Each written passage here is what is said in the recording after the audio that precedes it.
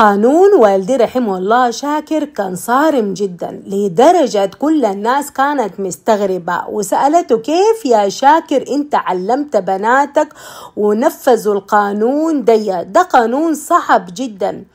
قال لهم: بناتي الخمسة أغلى من جواهر العالم وأغلى من ذهب السودان كله، والقانون ده عشان يمشي أنا في الأول فهمتم أنا من نفسي ما أعمله وهم ما يعملوه عشان بكرة ما في زول يغشهم. فالقانون كان كالآتي: ما في بيت من البنات تقعد على حجر أي راجل، حتى لو عمة أو خالة أو قريبة أو جيراننا أو أي زول، ولا يهبشها ولا يحضنها. من صغر سننا اتعلمنا على القانون ده. هل تفتكروا قانون صعب؟ وليه أبوي نفذوا علينا بالرغم ان احنا كنا بنحب قوانين أبوي أكتر من أمي؟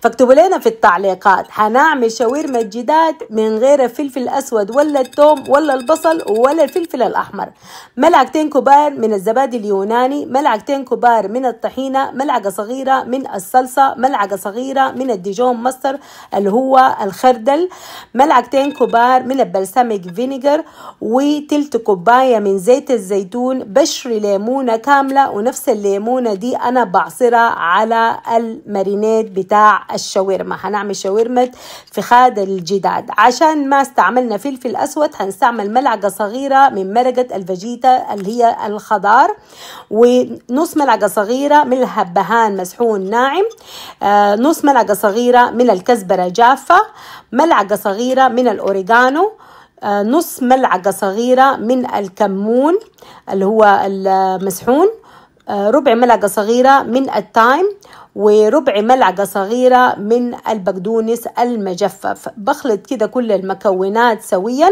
وإحنا عملناه من غير كمان القرفة. عندي الفخاد بتاعة الجداد مخلية من الجلد، بقلبه في الحياق ده بتاع شبيه الشاورما، وزي ما ذكرت ما في فلفل أسود لأنه استغنينا عنه وخدتنا مرقة الخضار اللي هي الفيجيتا. خليته في الثلاجة لمدة 24 ساعة وهنعمله في الصينية وهنطبخه في الفرن.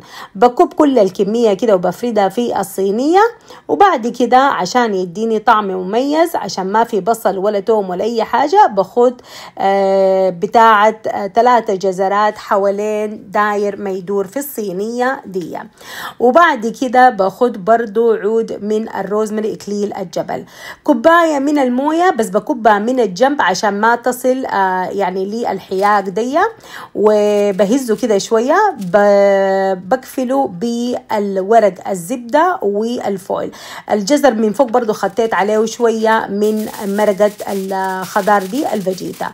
في الفرن على درجة حرارة 180 تقريبا ساعة ونص. أنا في الأول ساعة بفتحه عشان أشوف السوائل نزلت، وهنا بكب عليه السوائل، ولو عايزة أقلبه بقلبه. بعد كده بدخله فرن من غير الورق الفول ولا القسطير. جمعا أخذ 1 ساعة و45 دقيقة. هنا برضو بقلبه وبحاول إن أنا أعمل اللون الأحمر من فوق، يعني أنا قلبته من الناحية الثانية ودخلته تاني الفرن بس ياخد له تحميرة.